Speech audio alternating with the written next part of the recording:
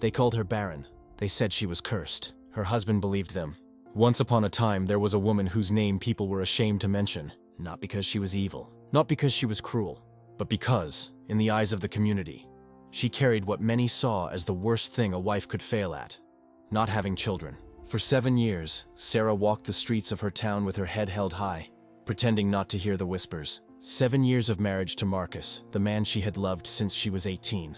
7 years of hope slowly turning into quiet despair. 7 years of hearing the same question over and over. So, still no kids? In the beginning, their love seemed indestructible. Marcus held her hand in public, ignoring the disapproving looks from his relatives. He laughed when his mother suggested he should move on to someone else. "Sarah is enough for me," he would say. "We'll have kids when the time is right."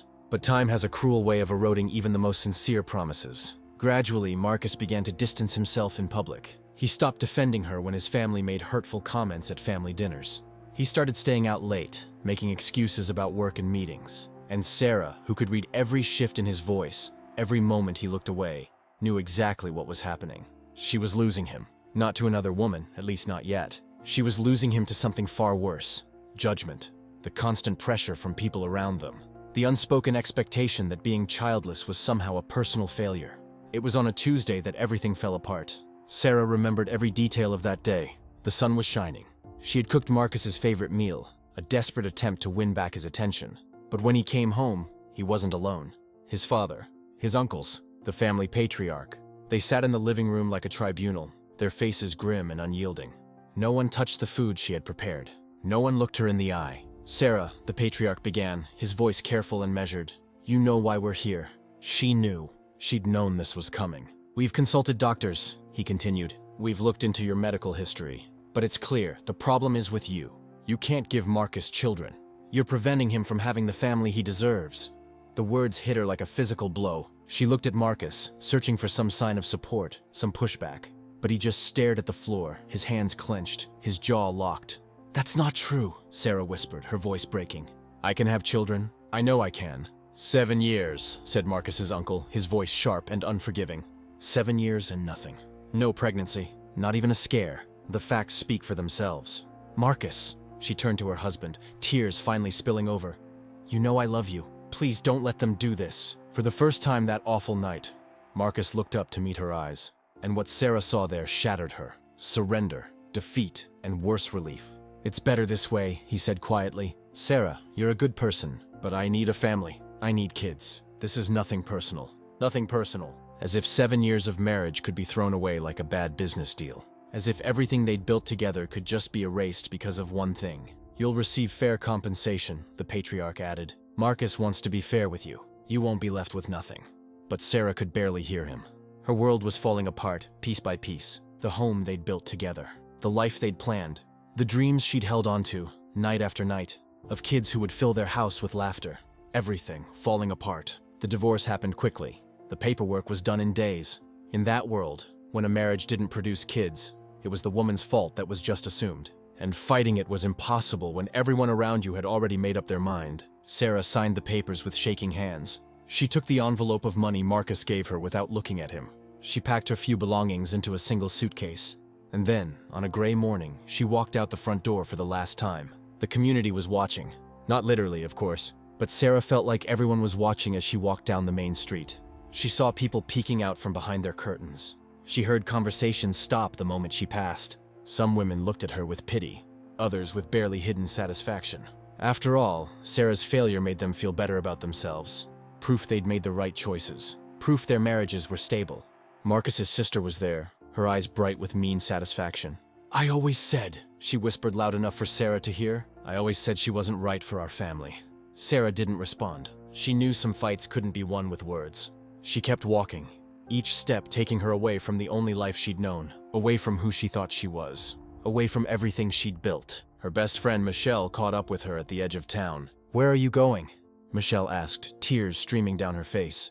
"I don't know," Sarah answered honestly. "Anywhere but here. Stay with me. We'll figure it out." "No."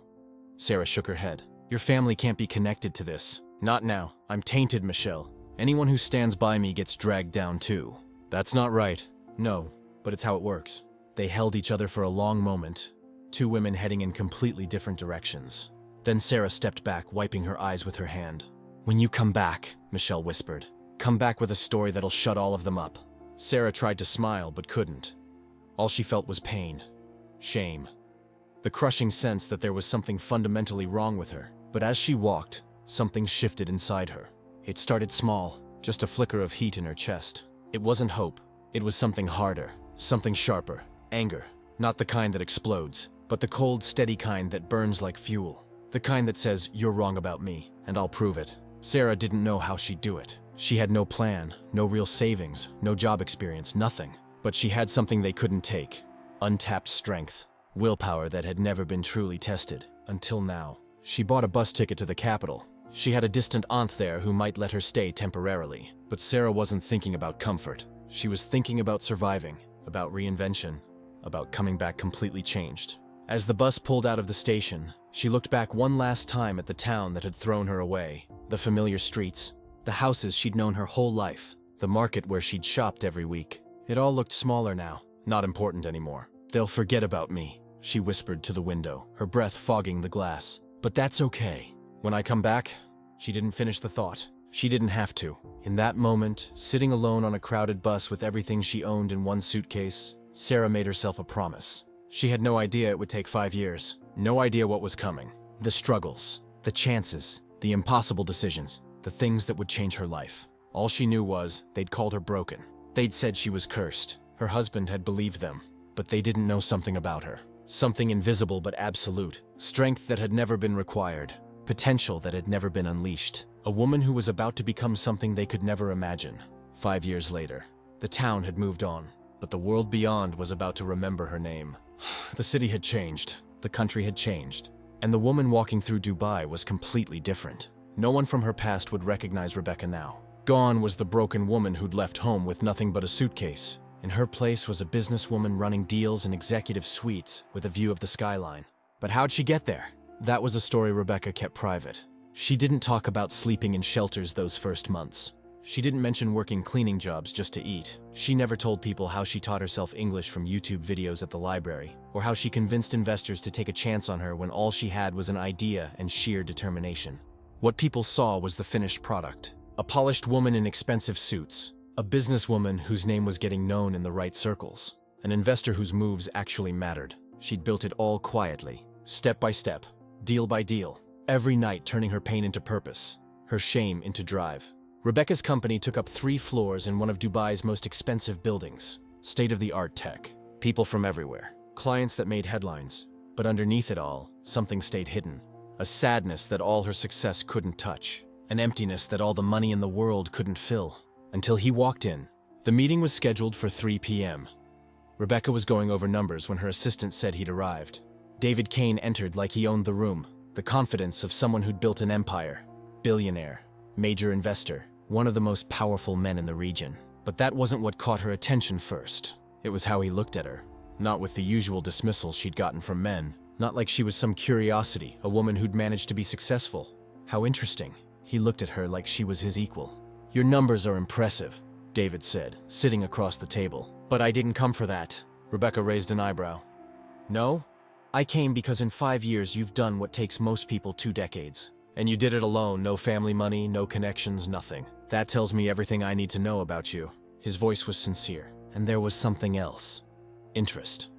Not in her story, but in what she wanted to do next. They talked for 3 hours. Business, sure, but also about meaning, about purpose, about what success actually means when you start with nothing. David got it. He'd had to build from almost nothing, too. And he saw something in Rebecca that he rarely encountered. Real, tested integrity. When the meeting ended, the business deal was done. But something else had started, too. He asked her to dinner to talk about the deal, he said. They both knew there was more to it. Over the next few months, something real developed. Not a fairy tale, but a real partnership. 2 people who'd both been through hell and could see the scars in each other.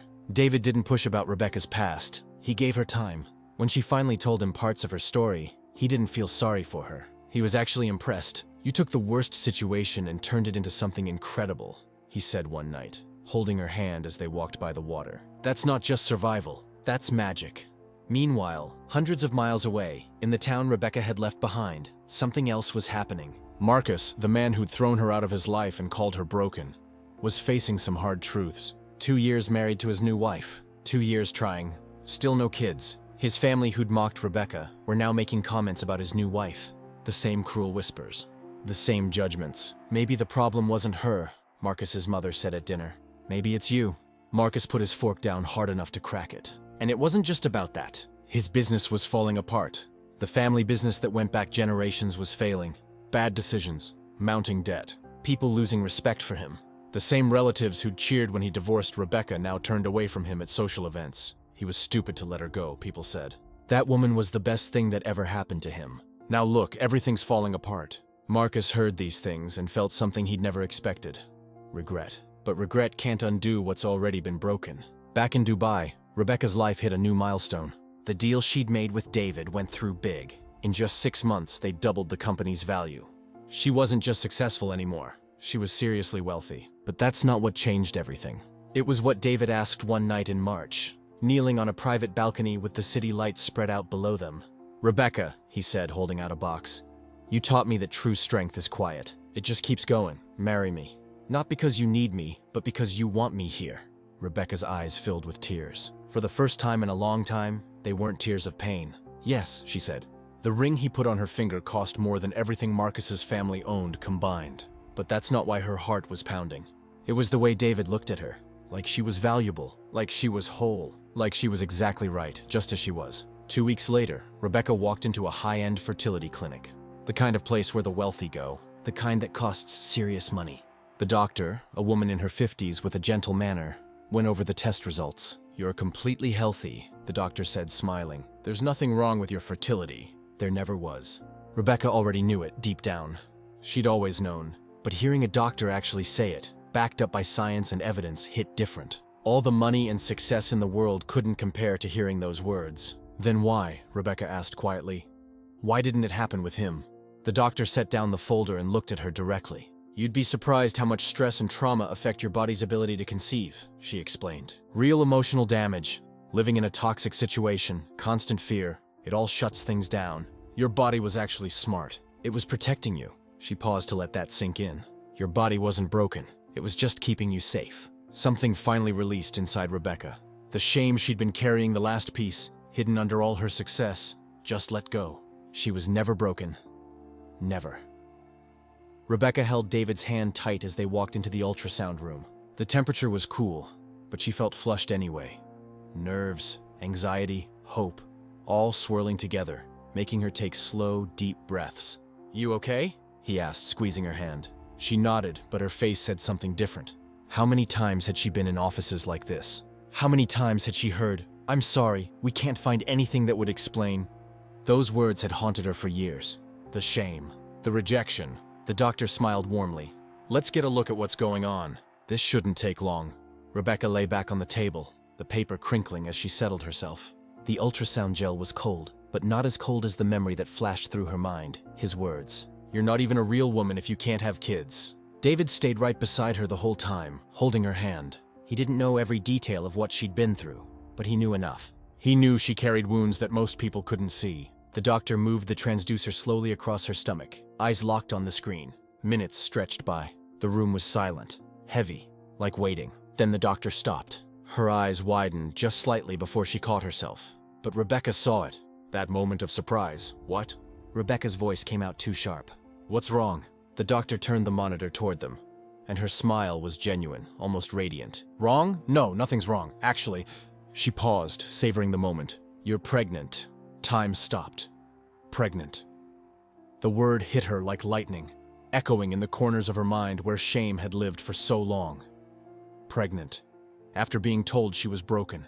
After being called useless by the man who was supposed to love her. After years of thinking something was wrong with her as a woman. "This can't be real," she whispered, tears already running down her face. "They said it would never happen."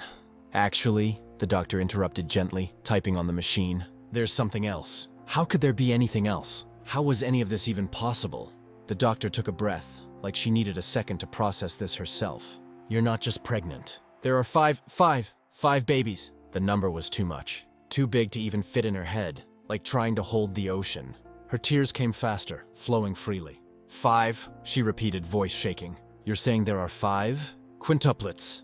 the doctor confirmed, pointing to the screen where 5 tiny dots pulsed with life.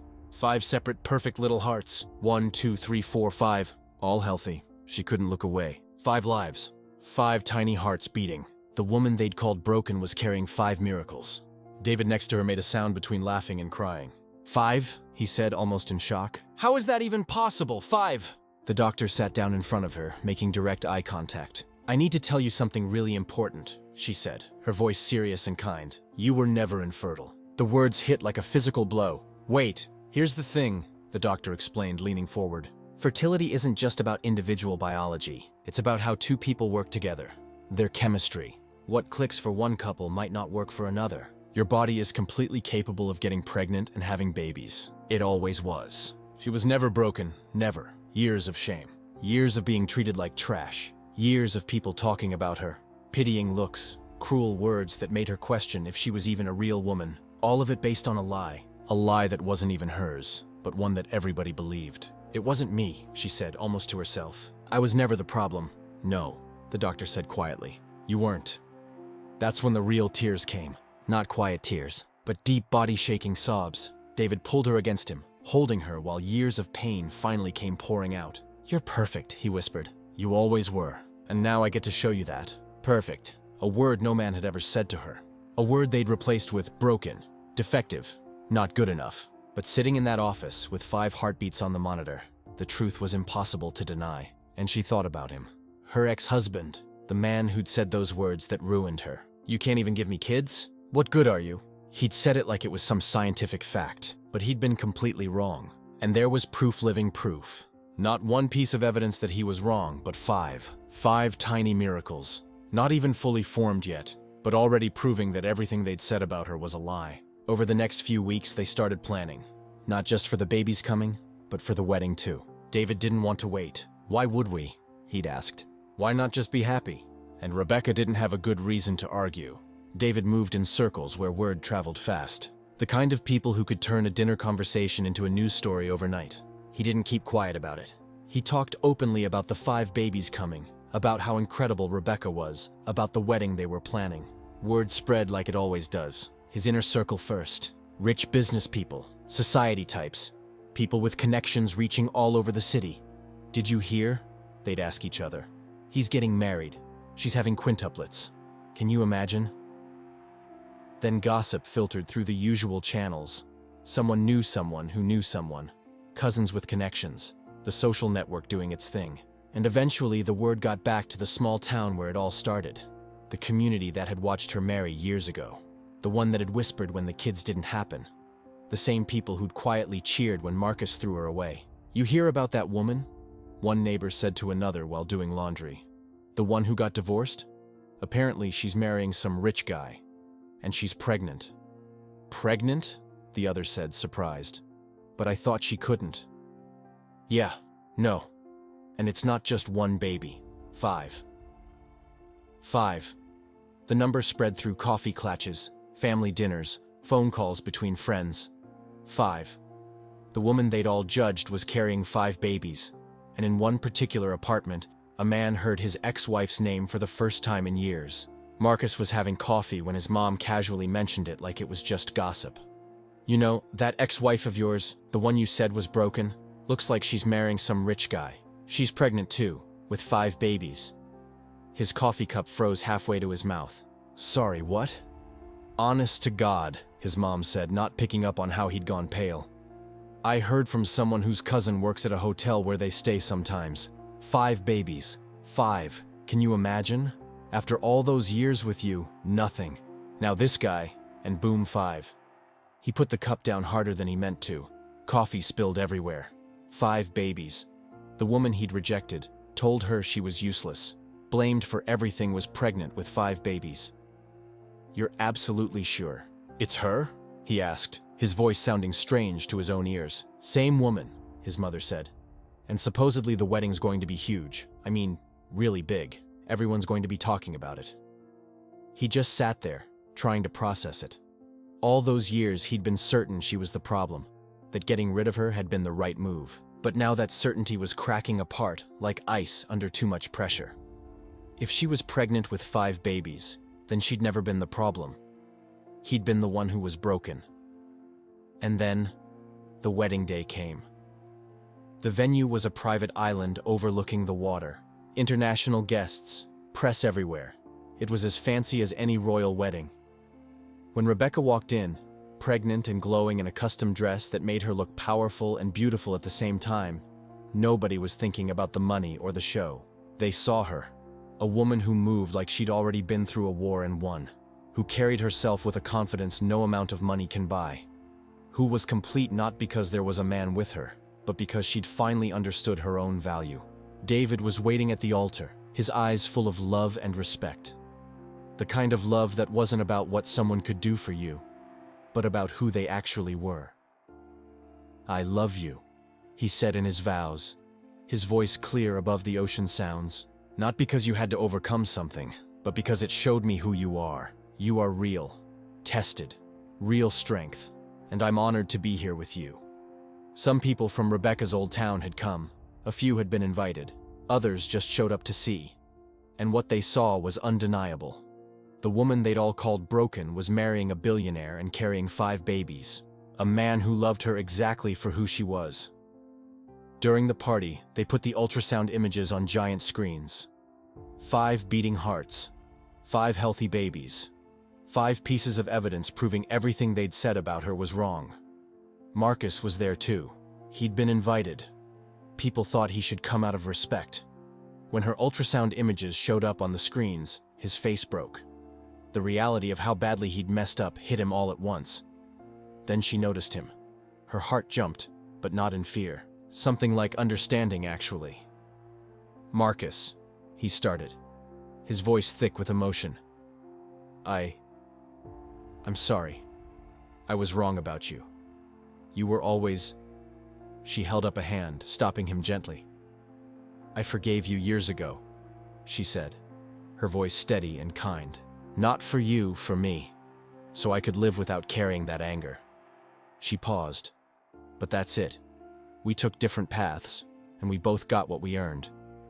She turned and walked away, her words still hanging in the air. And then she danced with David the rest of the night, happy, whole, victorious. Not because she'd won against anyone, but because she'd lived so well that the past didn't matter anymore. 6 months later, it was time. In a private hospital, the kind where money got you the best of everything, Rebecca went into labor. David held her hand the entire time, his eyes showing both worry and deep admiration. "You ready?" he whispered. She smiled through the pain. "I've been ready my whole life." Then it happened. One by one, 5 babies came into the world. 3 girls, 2 boys, 5 loud, healthy cries that filled the delivery room. Baby 1, then 2, 3, 4, and 5. 5 perfect babies. 5 healthy, complete children who proved what Rebecca had always believed in her deepest heart. She was never broken. She was never incomplete. She was never less than extraordinary. When they handed David the 5 babies, he cried, not sad tears, tears of pure joy and gratitude and awe at the miracle happening. 5, he said over and over, like it was magic. 5 miracles. 5 proof that the universe knew what it was doing. Rebecca looked at her 5 children's faces, each one perfect, each one different, and felt a peace she'd never known before. For so long, she'd carried the shame of what people had said about her. For so long, she'd wondered if they were right. But holding her 5 babies, she finally got it. "I am who I was always going to be," she whispered. "Not in spite of what happened, but because of it. Every painful thing led to this. Every time someone rejected me, it pushed me toward this. Every tear I cried watered this moment. Complete transformation, complete healing, complete justice." 5 years later. A beautiful morning, and Rebecca watched her 5 kids playing in their huge garden. 3 girls with curly hair running through the flowers. 2 boys climbing around on the playground, the sound of them laughing. Her company had kept growing. She wasn't just rich anymore. She was one of the most powerful business people on the continent. Her companies gave jobs to thousands. Her investments changed communities. But her best work wasn't the money or the fame. It was the charity she started. An organization to help women like she'd been. Women told they couldn't have kids. Women whose families threw them out. Women who needed help. Medical, emotional, money to get their lives back. "If my story helps even one woman," she said in an interview, "then everything I went through meant something." David was always there for everything. First days of school, birthdays, bedtimes when all 5 kids needed extra attention. One night, laughing while trying to get 5 hyperactive kids to sleep, Rebecca asked, "Did you ever think we'd end up with 5?" David smiled and kissed her forehead. "I knew we'd have everything," he said. "Because you're everything to me." She'd come a long way. From someone broken to someone whole. From rejected to loved. From questioned to unquestionable. But she stayed kind. Success didn't harden her heart. She just kept moving forward, building a life so full that the past seemed like it belonged to someone else. Meanwhile, Marcus was living something completely different. His business fell apart. Bad decisions, too much pride, no real plan, it all collapsed. And the second marriage? That ended too. His new wife left when the money dried up. Because that relationship was never real. It was just about looking good, having the right appearance, nothing deeper. Now he lived in an apartment he could barely afford, working a regular job, behind on child support payments. And there's an irony even a writer couldn't make up better. He had a son, with a third woman, a healthy, beautiful boy who proved something undeniable. He was never infertile either. The infertility issue in his first marriage was never Rebecca's problem. Maybe it was the stress of living with someone who didn't value her. Maybe it was timing. Maybe the universe was actually protecting her from bringing kids into that toxic situation. But what was really surprising wasn't that Marcus had failed. It was that Rebecca didn't hate him for it. In an interview, when asked about him, she said simply, "I hope he finds peace. That's not my weight to carry anymore. We went different ways, and we got what we deserved." Her voice had no anger, no need for revenge, just the quiet distance of someone who truly moved on. Because real revenge isn't revenge at all. It's living so well that the past stops mattering. Karma isn't punishment. It's just the natural outcome of your choices. He chose image over substance, status over character, and he got exactly what those choices earned him. Rebecca chose differently. She chose truth. She chose to grow. She chose forgiveness not because he deserved it, but because she needed peace. And life gave her that peace, multiplied by 5. Something changed in the community where Rebecca grew up. Her story, which started as just town gossip, became something bigger. A legend, a teaching story, a reason to hope. The elders told her journey like a modern parable. At community gatherings, sitting by trees, whenever young women struggled, someone would bring it up. "You know the story about that woman? The one they all said was broken?" And they'd tell it again, not with pity, but with respect.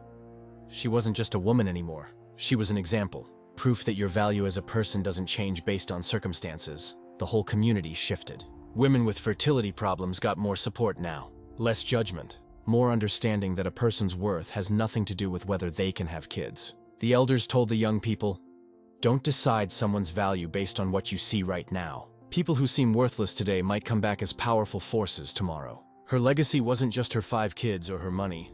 It was the way she changed how an entire community thinks about what makes someone valuable. A whole cultural change that came from one woman refusing to accept their judgment. So here's what this story is really about. It's old wisdom wrapped up in a modern tale. It teaches us something ancient that's still true today. Your worth is built in. It's not something you have to earn. You don't have to prove yourself through what you accomplish. You don't have to justify existing by being productive. You don't have to deserve your place in the world. You matter because you're here. What feels like a curse might actually be protection. What feels like someone rejecting you might be redirecting you. What feels like losing everything might be setting you up to gain so much more. The right person, the right moment, the right situation. These things find you when you finally believe you're worth having them. Not when you're desperate, not when you'll take anything, but when you know your value so deeply that you won't accept less. When someone rejects you, that shows their limits, not yours. When someone throws you away, they're showing they can't recognize what's valuable. It's their blindness, not your fault. And even though it hurts, that's actually a gift. It saves you from wasting yourself on people who couldn't see your value anyway. She didn't need to get back at him. Her life became the answer. Every success was proof he was wrong. Every time her kids laughed was evidence that the things he said about her were lies. And that's what this story teaches. Like an old piece of wisdom passed down. Who you are determines where you end up. Not your situation right now. Not what people call you. Not what people who don't know you think about you. It's about character, how you handle hard things. How you treat people even when you're hurting. How you keep your dignity when others try to take it. That's what shapes your future. Your value doesn't go away. People can question it. They can attack it. Circumstances can hide it. Other people's opinions can bury it. But like a diamond under dirt, it stays there, real, waiting for the right moment. Waiting for someone who can see it. It was always yours. And when things finally work out, they work out perfectly. Not because bad people get punished, but because good choices pay off. Because good people get lifted up. Because suffering becomes meaningful. Real justice isn't about revenge. It's about getting what you actually earned. About everyone getting the results of their own choices. She put in work. She got strength. She lived with honor. She got respect. She learned to love herself. She got love back, multiplied 5 times over in her children and a man who treasures her. And that's how the story ends. A picture of a family. A billionaire. A woman who came back from nothing. 5 kids, 3 girls. 2 boys walking, talking proof that real miracles happen. And the message at the end, like something told around fires for generations. She didn't need to hurt him back. Her life said everything. And just like in stories that get told forever, the truth is, who you are is what you become. Your value is real, and things work out fair. If this story got to you, if you felt something hearing it, subscribe to this channel. There are tons of stories like this one that need to be told. Stories about people finding out they were worth more than they thought. Stories about good people getting good things. Stories about people who got thrown away, coming back powerful. Share this with someone who needs to hear. Your worth was never about what anyone else thought. Comment and tell us, what part hit you the hardest? Remember, your story is still being written. You might be in a hard chapter right now, but the ending's going to be amazing, because you've got value inside you that the world hasn't even noticed yet. And when they finally do, you won't need to convince them. You just have to live it.